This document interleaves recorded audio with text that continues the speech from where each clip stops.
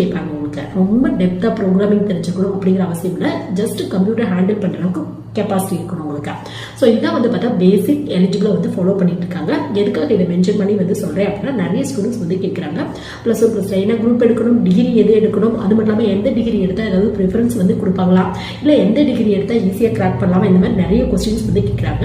So bank manager ஆகணும் அப்படின்னா டைரக்டாக ஆக முடியாது. பிஓ எஸ்ஓ இந்த மாதிரியான போஸ்டிங்ல அடுத்தடுத்து ப்ரமோஷன் மூலியமாக தான் நீங்கள் ஆக முடியும். ஸோ உங்களுக்கு அதுக்கான எலிஜிபிள் பிஓக்கு வந்து பார்த்தா, எஸ்ஓக்கு வந்து பார்த்தோம்னா நிறைய ஆஃபீஸர்ஸ் இருப்பாங்க. ஒவ்வொரு ஆஃபீஸர்ஸ் பொறுத்து எலிஜிபிள் வந்து டிஃப்ரெண்டா இருக்கும்.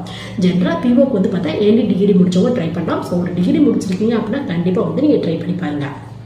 நெக்ஸ்ட் வந்து பார்த்தா இந்த பிஓ ஆஃபீஸருக்கு என்ன மாதிரி ஒர்க் வந்து கொடுப்பாங்க அப்படின்னு பார்த்தோம்னா, சர்டனா இந்த ஒர்க் தான் அப்படிங்கிறதுலாம் இல்லை. உங்களுக்கு ஒரு மேனேஜ்மெண்ட் ரெலவெண்டான ஒர்க் இருக்கும். உங்களுக்கு முக்கியமாக உங்களுக்கு கீழே கேஷியர், அந்த கம்ப்யூட்டர் ஆப்ரேட் பண்ணுறவங்க, இந்த மாதிரி கிளரிக்கல் ரேஞ்சில் இருக்க நிறைய பேர் வந்து இருப்பாங்க.